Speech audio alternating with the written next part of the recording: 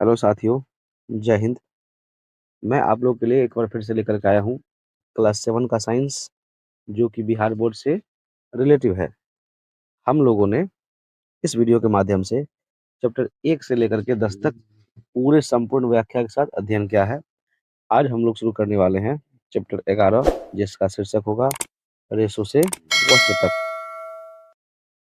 तो चलिए हम लोग ज़्यादा समय बर्बाद नहीं करते हैं और आते हैं सीधे अपने टॉपिक पे। इस चैप्टर के अंतर्गत अगर हम देखेंगे तो सबसे पहला जो टॉपिक है वह होगा ऊन के बारे में। तो देखिए हम लोग समझेंगे ऊन के बारे में, ऊन क्या होता है। तो कहता है कि देखिए भेड़, पहाड़ी बकरी, ऊंट, याक, लामा, अल्पेका आदि और कुछ अन्य जंतुओं के शरीर जो है बाल से ढके होते हैं। ठीक है, इन जंतुओं के बालों से जो है ऊन प्राप्त होता है। नहीं, तो ये जितने सारे जंतु है, जैसे देखिए यहाँ पर जो है इसका चित्र भी है, भेड़ है, ये पहाड़ी बकरी है, ऊंट है, ठीक, अल्पेका है, लामा है। इस सारे जंतुओं का जो शरीर है वो बालों से ढका होता है। ठीक है, और इन्हीं बालों से जो है ऊन प्राप्ति होती है। जैसे देखिए इसमें और भी कुछ पॉइंट बन सकते हैं। कह इन सभी जंतुओं के शरीर पर बालों की मोटी परत क्यों होती है। हम लोग ये जानेंगे, ये जो सारी जंतुएं का जो हम लोगों ने चित्र देखा या उसके बारे में अध्ययन क्या है, हम जानेंगे कि इसके शरीर पर जो है बाल क्यों होता है। ठीक है, बालों की मोटी परत क्यों होता है। ठीक है, तो देखिए ये आप समझना होगा, बाल जो है इन जंतुओं को गर्म रखता है। बालों के बीच वायु आसानी से भर जाती है और वायु उष्मा क्या होता है, कुचालक होता है। अतः शरीर की गर्मी को रोके रखती है और बाहर बाहर की ठंड को शरीर में जाने से रोकती है। ठीक है, इसलिए जो है इन सभी जंतुओं के शरीर पर जो है बालों की मोटी परत होती है। इसमें और भी जानेंगे हम लोग। देखिए, हमारे देश में जिस प्रकार भेड़ों की अनेक नस्लें पाई जाती है, उसी प्रकार बकरियों की भी अनेक नस्लें जो है पाई जाती है, जिसमें अंगोरा नस्ल की बकरियों से अंगोरा ऊन प्राप्त होता है। ठीक है, तो क्वेश्चन आ सकता है कि अंगोरा ऊन जो है किस नस्ल के बकरियों से प्राप्त होती है। तो क्या हो जाएगा, अंगोरा नस्ल की बकरियों से। ये बकरियां जो है जम्मू एवं कश्मीर के पहाड़ी क्षेत्रों में पाई जाती है। ठीक है, इसके बाद देखिए पश्मीना शॉलों के बारे में जो है हम लोग काफी नाम सुने हैं, उसके बारे में आज हम लोग जानने वाले हैं। कहता है प्रसिद्ध पश्मीना शॉलें इन्हीं बकरियों के मुलायम बालों, ठीक है, जिसको हम लोग फर भी कहते हैं, से बनाई जाती है। याक की ऊन तिब्बत और लद्दाख में प्रचलित है। ठीक है, और हम लोग एक प्रसिद्ध जंतु के बारे में जानेंगे जिसका नाम है याक। इसका जो ऊन है वह तिब्बत और लद्दाख में क्या है, काफी प्रचलित है। ठीक है, ये देख सकते हैं आप याक को, ये क्या है, याक है। इसका ऊन जो है तिब्बत और लद्दाख में जो है क्या है, काफी प्रचलित है। ठीक है, ये देख सकते हैं आप बकरी जो कि अंगोरा बकरी है, इसके बारे में हम लोग अध्ययन कर चुके हैं। ये देखिए ये किस प्रकार का बकरी है, इसे हम लोग क्या कहेंगे, अंगोरा बकरी कहेंगे। ठीक है, चलिए हम लोगों ने जाना इसके बारे में। अभी हम जो हमारा अगला पॉइंट है वह क्या है, जानतब रेशा। तो जानतब रेशा क्या होता है उसके बारे में हम लोग अध्ययन करेंगे। तो कहता है देखिए रेशे जो जंतुओं से प्राप्त होते हैं तो उन रेशों को हम लोग क्या कहेंगे, जानतब रेशा कहेंगे। ठीक है, तो वैसा रेशा जो जंतुओं से प्राप्त होता है उसे हम लोग क्या कहते हैं, जानतब रेशा कहते हैं। ठीक, क्या कहता है देखिए रेशम के रेशे से भी रेशम कीट के कोकून से प्राप्त होते हैं। नहीं, जैसे रेशम का जो रेशा होता है वो क्या होता है, रेशम कीट के कोकून से प्राप्त होता है। ठीक, तो यह भी क्या एक प्रकार का जानतब रेशा ही है। ठीक, कह रहा है, क्या आप बता सकते हैं कि लामा और एल्पेका कहाँ पाए जाते हैं। नहीं, यहाँ पर एक क्वेश्चन है कि लामा और एल्पेका जो है कहाँ पाया जाता है। देखिए ये क्या है, लामा और एल्पेका जो है, जब तो हम लोगों ने पढ़ा था ना, इसके बालों से ऊन बनता है। ठीक है, या ऊन का निर्माण होता है या कहाँ पाया जाता है। तो देखिए क्या है, लामा और एल्पेका विश्व के दक्षिणी अमेरिका देश में पाए जाते हैं। ठीक, किस देश में पाए जाते हैं, तो दक्षिण अमेरिका देश में पाए जाते हैं। नहीं, और भी क्वेश्चन है देखिए इससे संबंधित।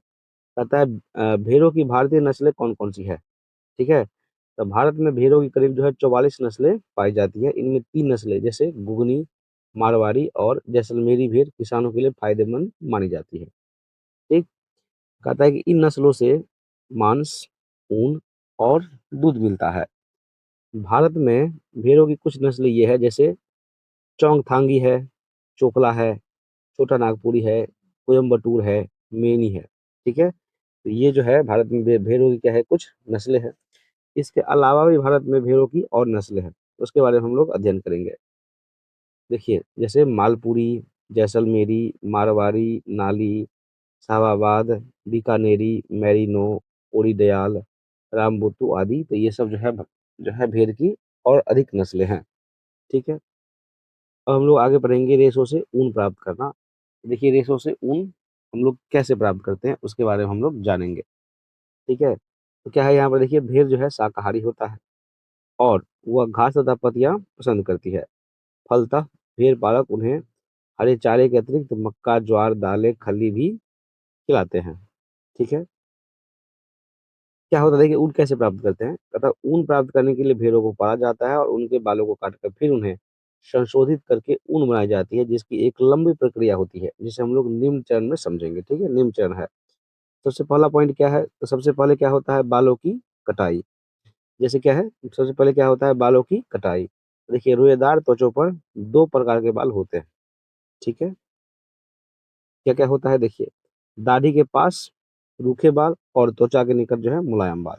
नहीं, इन बालों को त्वचा की पतली परत के साथ शरीर से उसी प्रकार उतार लिया जाता है जैसे कोई व्यक्ति दाढ़ी बनाते हैं। ठीक है? यह प्रक्रिया बालों की कटाई कहलाती है। ठीक है? इसके बाद क्या है देखिए, कहा है कि सामान्यतः बालों को गर्मी के मौसम में काटा जाता है। सामान्यतः बालों को हम लोग जो है किस मौसम में काटते हैं? तो गर्मियों के मौसम में काटते हैं ताकि भेड़ बालों के सुरक्षात्मक आवरण नहीं रहने पर भी क्या रहे? जीवित रहे। ठीक है? भेड़ के बाल फिर से उसी प्रकार उगाते हैं जैसे बाल कटाई के बाद किसी व्यक्ति के बाल उगाते हैं। जैसे मान के चलिए किसी व्यक्ति का अगर जो है बाल कटाई के बाद उगाते हैं, ठीक?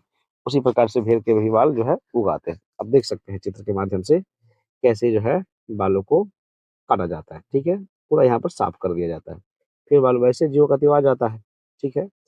इसके बाद अगला जो चरण है, बालों की कटाई था पहला चरण, इसके बाद जो अगला चरण है, वह क्या है? सफाई और धुलाई। इसे इंग्लिश में हम लोग क्या करते हैं? Sourcing of washing. ये क्या होता है? उसके बारे में हम लोग समझेंगे। देखिए, उतारे गए बालों को विभिन्न टंकियों में डालकर अच्छी तरह से धोया जाता है, ताकि उनसे चिकनाई, धूल और गंदगी निकल जाए। यह प्रक्रिया अभिमार्जन कहलाती है। आजकल यह कार्य मशीनों के द्वारा किया जाता है, ठीक है? इसके पश्चात जो है, इन्हें विभिन्न रोलर और ड्रायर से गुजारा जाता है। नहीं, ये आप देखिए उनको जो है किस प्रकार से धुलाई कर किया जा रहा है, ठीक है? इसके बाद अगला जो पॉइंट है वह क्या होता है? छँटाई। तो अभिमार्जन के पश्चात क्या है यहाँ पर देखिए अभिमार्जन के पश्चात सूखे बालों की छँटाई की जाती है तथा रोमिल अथवा रोएदार बालों को कारखानों में भेज दिया जाता है, जहाँ विभिन्न गिठान वाले बालों को पृथक कर लिया जाता है, ठीक है? इसके बाद है बालों में से छोटे-छोटे कोमल व फूले हुए रेशों को छाँट लिया जाता है, जो गाँठ या बर कहलाते हैं, ठीक है? यही बर या गाँठ कभी-कभी स्वेटर पर एकत्रित हो जाते हैं। स्वेटर पर कभी-कभी जो एकत्रित हो जाते हैं गाँठ, उसी को हम लोग गाँठ या फिर बर कहते हैं। इसके बाद जो अगला चरण है, जब चरण नंबर 4 उसको क्या कहते हैं? बालों को सुखाना। इसको इंग्लिश में हम लोग क्या कहते हैं? ड्राइंग। ठीक है, ये क्या होता है? तो छँटाई के पश्चात रेशों को पुनः धोकर सुखा लिया जाता है। ठीक है? फिर रंगाई, भेड़ तथा बकरी की ऊन सामान्यतः काली, भूरी अथवा सफ़ेद होती है, अतः रेशों को विभिन्न रंगों में जो है रंगा जाता है ताकि मनचाहे रंग का जो है ऊन प्राप्त हो सके। ठीक है? अगला पॉइंट क्या है देखिए, रेशों को सीधा करके सुलझाना। नहीं, तो रंगे रेशों को सीधा करके सुलझाया जाता है और फिर लपेट कर उससे जो है धागा बनाया जाता है। लंबे रेशों को काटकर स्वेटरों की ऊन के रूप में और छोटे रेशों को काटकर जो है ऊनी वस्त्र बनाने जो है बुनने में उपयोग किए जाते हैं। ठीक है? इसके बाद अगला पॉइंट क्या है देखिए बुनाई। तो बुनाई क्या होता है? हाथों से या मशीन द्वारा ऊनों की बुनाई कर ऊनी कपड़े तैयार किए जाते हैं। ठीक है?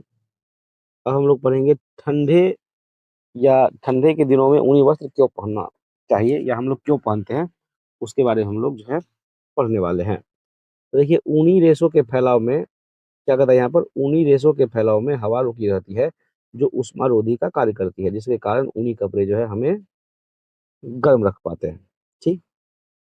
अब पॉइंट समझ में आया? क्या कह रहा है ऊनी रेशे के फैलाव में हवा रुकी रहती है, जो ऊष्मारोधी का कार्य करती है, जिसके कारण ऊनी कपड़े हमें गर्म रख पाते हैं।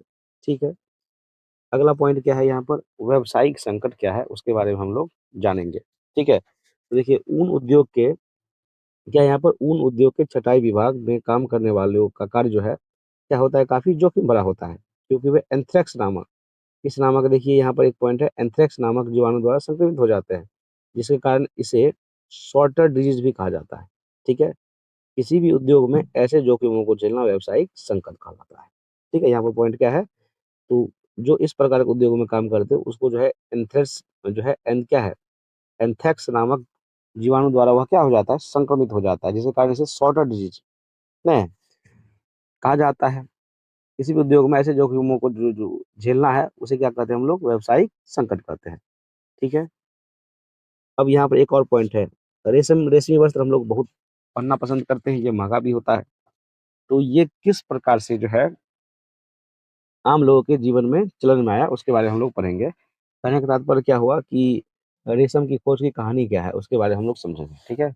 चीनी किंवदंती के अनुसार एक क्या था, चीनी सम्राट ने सम्रागई से अपने बगीचे में उगने वाले शहतूत के वृक्षों की पत्तियों के क्षतिग्रस्त होने का जो कारण है उसका पता लगाने के लिए कहा। ठीक है। क्या करा देखिए, सामग्री ने पाया कि सफेद कृमि शहतूत की पत्तियों को खा रहे थे। ठीक है। तो वो सफेद कृमि था नहीं, वही क्या कर रहा था, जो शहतूत की पत्तियां होता है उसको खा रहा था। ये जो कृमि है अपने इर्द गिर्द चमकदार जो है कोकून बुन लेते थे।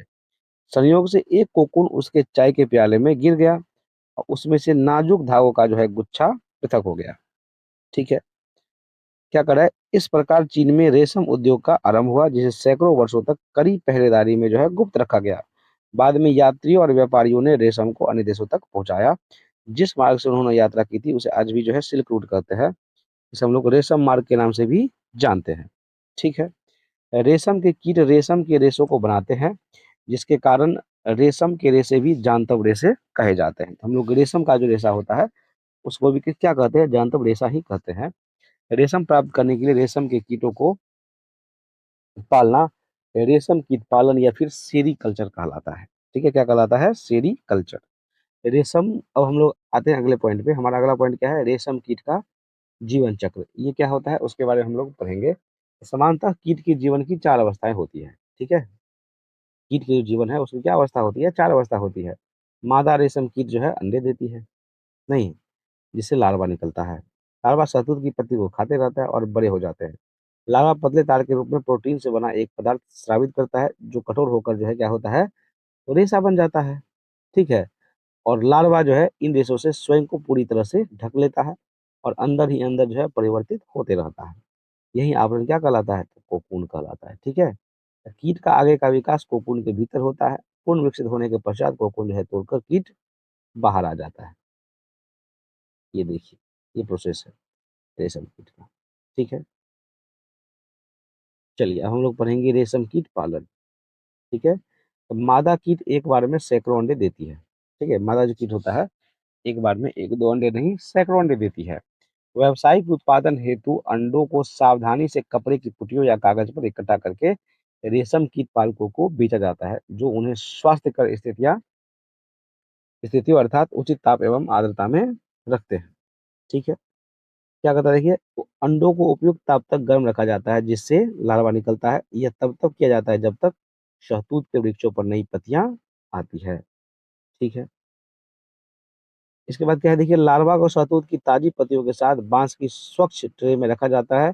25 से 30 दिनों के बाद कैटरपिलर खाना बंद कर कोकून बनने लगता है, जिसके लिए इन्हें ट्रे में जो है ट्रे में टहनियाँ रख दी जाती है, जिससे कोकून जो है जुड़ जाते हैं। कोकून के भीतर प्यूपा विकसित होता है। ठीक है। अब हम लोग पढ़ेंगे तसर रेशम के बारे में। ये क्या होता है, तो कई अलग अलग कीटों से रेशम बनाया जाता है। तसर रेशम चित्र में दिखाए गए कीट के कोकून से बनाई जाती है। यह रेशम भी अन्य रेशम जैसे ही पतली होती है और इसके धागे में चमक थोड़ी सी क्या होता है, कम होता है। तसर रेशम भी होता है, रेशम की तरह ही होता है, लेकिन इसके धागों में जो है थोड़ी सी चमक जो है कम होती है। ठीक है।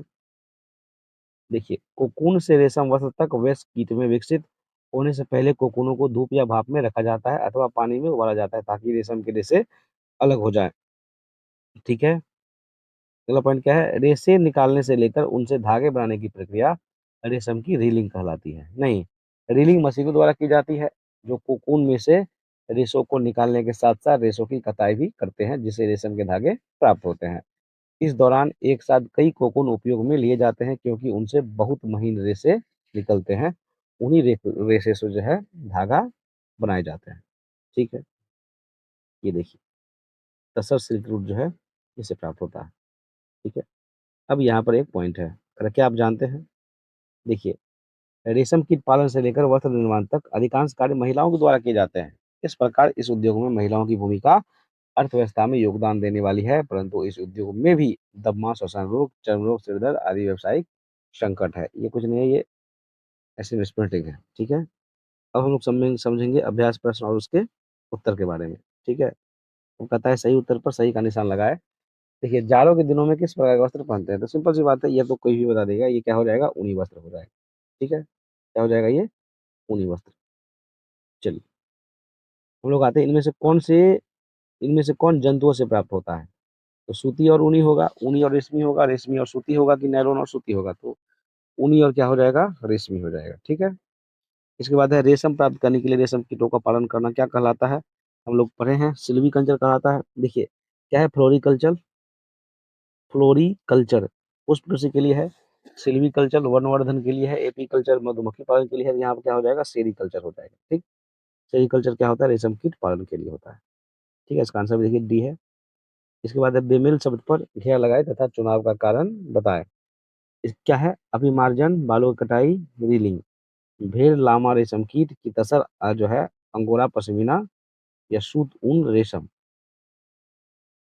देखिए यहाँ पे क्या कर रहा था? बेमेल शब्द पर घेरा लगाए तथा चुनाव का कारण का मतलब कारण भी बताए। ये जो अभिमार्जन है, बालों की कटाई है, रीलिंग है, ये जो प्रोसेस है, सभी एक प्रकार का प्रोसेस है। ये जो है रीलिंग जो है अलग प्रोसेस है। इसमें एक पॉइंट और है कि कला चुनाव का कारण भी बताए, तो रीलिंग इसलिए होगा। देखिए, अभिमार्जन और बालों की कटाई रोएदार जानवर की होती है, रीलिंग जो है रेशम के धागे बनाने की जो है प्रक्रिया है, इसलिए इसका आंसर क्या हो जाएगा? रीलिंग हो जाएगा, ठीक? अगला जो पॉइंट है भेड़, लामा, रेशम कीट, तो ये क्या हो जाएगा? रेशम कीट, क्योंकि भेड़ और लामा जो है ऊन प्रदान करते हैं और रेशम कीट जो है रेशम के रेशे प्रदान करते हैं, इसी में था।